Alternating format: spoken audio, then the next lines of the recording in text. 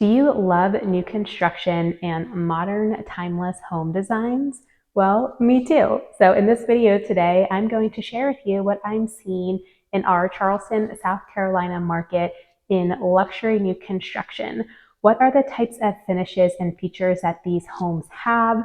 I personally think it's a really timeless style. I like that it's trendy, but not too trendy. So I feel like you can move right in. It's a blank slate if you want to put in your own colors and different types of features, but at the same time, it has pretty much everything that you already need. So it is truly turnkey. So if you're ready to see the full home tour of this gorgeous home that is behind me, then stick around. I'm sharing with you 20 top design trends of luxury homes in 2024. So let's get right to it.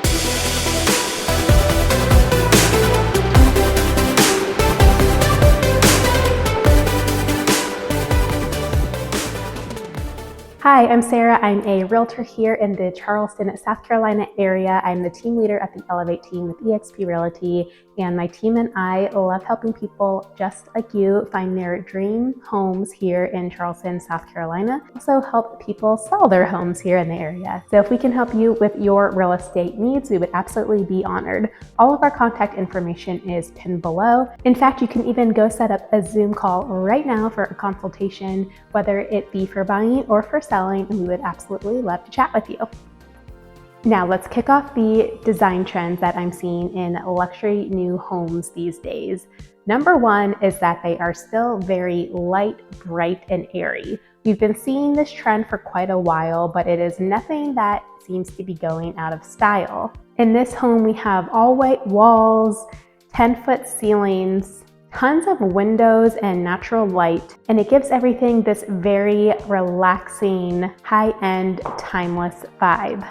I think this overall kind of style is here to stay, and when the builder is building this home, they really want to cater to the masses and make it something that anybody could fall in love with. They don't want to make it too specific where they're painting all the walls red or doing something that a lot of people don't like. They want to make it a beautiful design, but if you wanted to come in and paint your bathroom or add some wallpaper, you can totally do that after closing. And those are the easy things that you can do to put your own stamp on it. In my opinion, having a lot of windows in a home really is one of the most crucial things in design. I personally don't want to live in a dark home with no windows. We want that natural energy flowing into the room. And the tall ceilings really help any room feel bigger. Your eye gets drawn up and all that natural light has somewhere to go. So this is definitely a trend that I expect to stick around.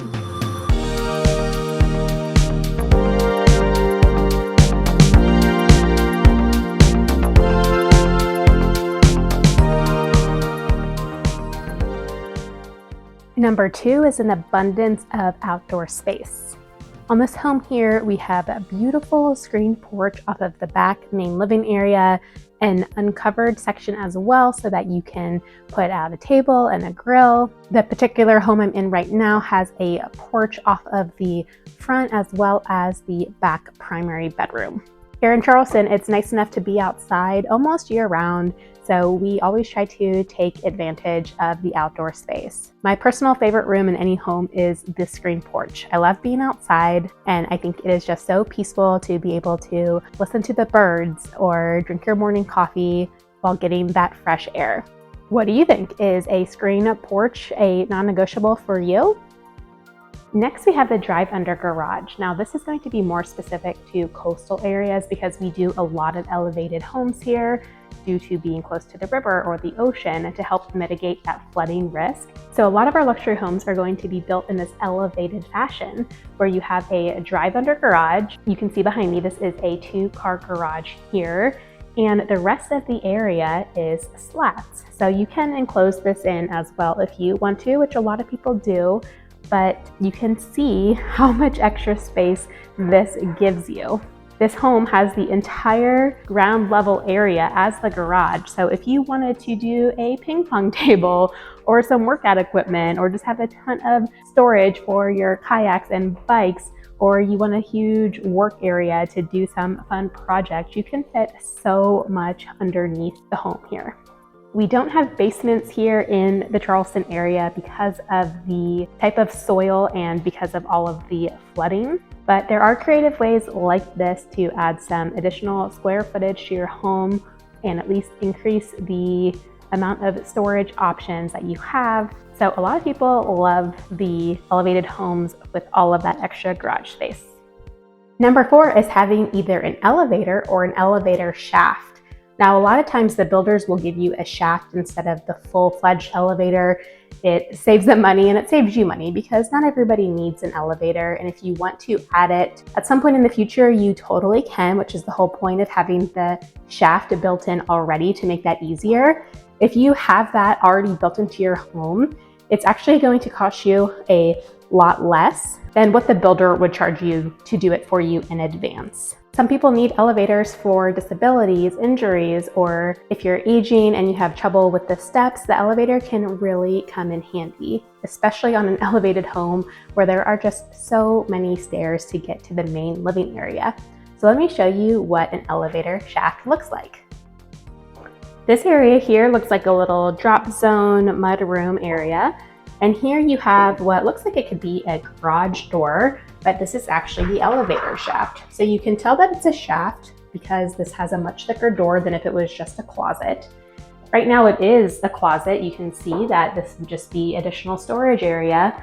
But down here at the threshold, you probably can't tell in the video, but it is actually more of an exterior type of threshold. This is different than if this was just a normal built-in closet. This already has the capacity to be cut out and be able to move all the way down to the garage and up to the second floor here. So if you don't need the elevator, then you can just leave it as storage, but if you do need it, you already have this shaft built in. Number 5 is metal roofs. You can see this metal roof here behind me. Metal roofs are much more indestructible and last longer than shingles. So they are more expensive, but they're worth it because they last usually at least 50 years, sometimes even longer, which is pretty miraculous. They're durable, energy efficient, and at least to me, I think super attractive. They're better to weather the storm because unlike a shingle that can just fly off or have a leak easier, these huge pieces of metal take a lot more to break open and have something destroy them. So it's a really great high-end product. Number 6 is Hardie plank or Hardie board siding. Now this home doesn't have it. This looks more like a board and batten style siding, but essentially Hardie board is made of cement. It can last 30 or some say up to 50 years with little to no repairs. It doesn't deteriorate, so it's better for protecting against pests and moisture, and it's more fire and storm resistant as well. It costs more to install than its vinyl counterpart. Vinyl is what a lot of homes in our area have, which is more cost efficient and can be pretty good at protecting against moisture. But sometimes vinyl can kind of pop off or peel off once it starts to get warped, whereas your Hardie plank is going to be more sturdy. The downside to Hardie plank is that it does need to get painted more often. It can fade in the sun, so you may need to paint your house every 5 years or so, unlike vinyl where you just give it a good power wash. Next are these very solid, substantial front doors. These are beautiful, made of real wood, very heavy when you open them. You can see the huge glass paneling, which is very on style right now, letting a lot of light in. Of course, you could get some kind of blinds or shutters to be able to close them at night, but these doors are 8, maybe even 9 feet tall. So you can just see the presence that they have to welcome you into this home. Next, we have the custom trim and woodworking. So you can see here in this dining room, there's some board and batten on the walls. There's also some beadboard in the kitchen and in the butler's pantry. There's all kinds of really nice high-end wood finishes, as well as the super thick trim. So the baseboards have more height to them, the crown molding has more height. All of the windows have a thick trim around them. Some people call this a cottage style trim. It's these types of finishes that really pull the entire home together and give it that luxury finished look. Coming in at number 9, we have natural, oaky, light to medium toned wood floors, or a high-end luxury vinyl plank floor. But notice there is no gray, so gray tones are definitely out, especially when it comes to flooring. Gray stuck around for quite a while. It had its heyday, but I am not seeing it in any high-end homes when it comes to flooring, and very rarely in cabinetry. Occasionally I still see it in a kitchen or in a bathroom, which can look really nice, but we are definitely moving away from gray floors, walls that are too gray, and using gray as more of an accent piece. The neutral light to medium wood tones are definitely in, as well as for vanities and kitchen islands, which brings me to number 10. You can see that this kitchen is two tones. It has mostly white, but with the wood island. This has been a big change in the last couple of years, where these wood tones are coming back in style after a period of time that people didn't want to see wood cabinets anymore. I think it looks really nice with the hardware. So in this case, it's an antique brass hardware, and you can see how pretty these look together. Now these cabinets are actually more of a cream than a white, just ever so slightly. All of the tones go together so nicely to keep the kitchen neutral and yet still give it some character. While we're in the kitchen, let's talk about this next. Of course, a kitchen is one of the most important areas of any home. They say that kitchens and bathrooms sell homes. So this kitchen does have a lot of gorgeous features like the custom hood vent over the stove, and the range, the stove here is actually built into the countertop. It's not a push-in style range. You have your pot filler, your big full farmhouse sink, quartz cabinets, and tons of counter space, as well as the microwave hidden below the counter and the double wall oven. Next, we have your statement style lighting. Now, of course, statement lighting has been around for a long time, but what we're seeing today is a lot of the same metals that are used throughout the home. So here in the kitchen, we have these really simple yet elegant and beautiful pendants hanging over the island, and it's the same kind of antique brass to match the hardware on the cabinetry. You'll see a lot of matte black fixtures throughout the home as well, including some matte black light fixtures. So there's this integration of the hardware, mixed metals throughout the home, and the light fixtures, and yet they all play together beautifully. The kitchen here even has some stainless steel with the faucet and the pot filler, and yet somehow the mixed use of metals all works. Next, we have the fireplace. Now, we don't use the fireplace all too much here in Charleston since it's pretty warm a lot of the year, but it does come in handy for a few months.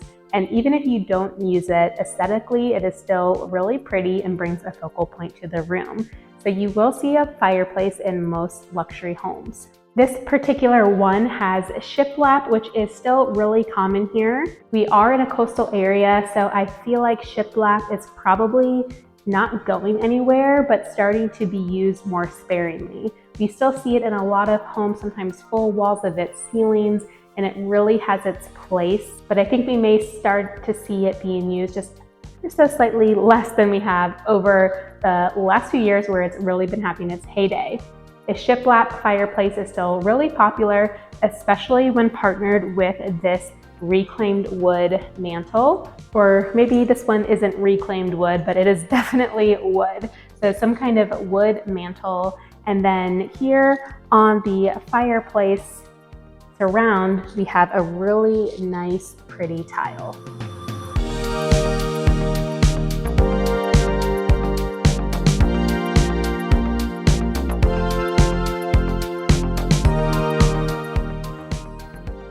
Now, here we are in the butler's pantry. This connects the dining room to the kitchen, and you can see that they did make use of floating shelves here. I think floating shelves still definitely have a place, and they can really be a perfect blend of function and style. Here they've paired it with the beadboard, so it gives it that nice subtle look. And they've done the same cabinets as in the rest of the kitchen to really pull everything together. You'll see that there are no floating shelves in the kitchen itself. Here they've really maximized the cabinet space. There is a ton of storage, and they are soft close cabinets, which these days everybody wants. Number 15, we have the barn door. Now, I know some of you are going to want to leave comments about this because a lot of people say that barn doors are going out of style. I think in our area, they're still in because we do have kind of this rustic feel in a lot of our higher end luxury homes, but I wouldn't be surprised if we start to see less of them moving forward. I personally like the look of a barn door aesthetically. I think the function can sometimes fall short because when you close it and actually use it like a door, let me show you what happens. There is a little gap. So if you really truly need privacy, like if you've had this on your half bath that all of your guests are using, it cannot always be the best solution for that. So leave a comment below and let me know what you think about barn doors. Now, I already mentioned the really tall doors in this home earlier. That was going to be a separate point of mine in design trends, but I think I already covered it. So what I will point out here is that the use of pocket doors is something that has been around a while, but I think is also very timeless. This is the water closet, so it's where the toilet is, and the pocket door just slides right out so that you can have a door as needed. And yes, it does close all the way, unlike the barn door, but when you need to open it, it just tucks right into the wall here so that you don't have this big door coming out into their room where you're walking into them and you have doors running into each other. So I think a pocket door is classic and a great solution in a lot of spaces. I'm pretty sure we're at number 18, so let's talk about the primary bathroom. The primary bathrooms are having very large walk-in showers. Sometimes they have glass frames on them, and sometimes they are just a very large, like 6-foot plus shower that you walk right into. A lot of luxury homes still have a soaking tub. Now, this is a love-hate thing I find with clients. Some people absolutely need a tub and they love it. And then other people say they haven't used their tub in 20 years and they would rather have this space for a big shower. So I think this is definitely a personal preference, but in a lot of the luxury home primary suites, you will still find the large soaking tub. I love a tub. Give me the bath salts and the oils. I am all about it for relaxing and soothing those muscles. What do you think? Are you more of a tub or shower person? Right now, I'm in the primary closet. No more wire shelving. If you're buying a luxury home, you are going to see that the builder most typically will build out these custom wood shelves for you, which is a really nice touch. Your closets will be move-in ready and you can really maximize your space. For number 19, let's talk about tile. In this bathroom, you'll see the use of a rustic style tile on the floor, laid out in a herringbone style. Herringbone has been on trend for a long time, and it's hard to imagine it going out of style. It takes a simple rectangle tile and transforms the visual aesthetic by laying it out in this pattern. There is also a herringbone pattern in other bathrooms in this home to create consistency. There are also quite a lot of subway tiles used in this home, but instead of the standard 3 by 6 inch size, these are much bigger. This helps make the shower look bigger and also means less grout you have to clean. Finally, rounding out the top 20 here, we have a loft space at the top of the stairs. This is a common feature in low-country homes, not just in luxury homes, but in many homes with a second story. Since we don't have basements here, having this extra open area upstairs becomes a flex room that a lot of people use as a play area for kids, a hangout room for teenagers, a second living room, or whatever else you can imagine.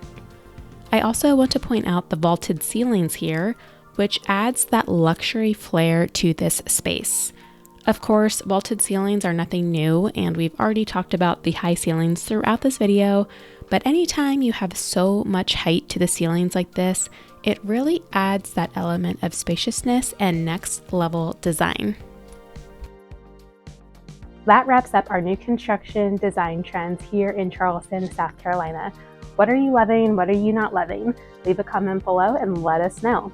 If you found this video helpful, please like it and subscribe to the channel so you can be the first one to know about all things Charleston. If you love luxury homes, check out the luxury playlist that we have where you can see all kinds of tours of new construction luxury homes. Thank you so much for watching, and I'll see you in the next video.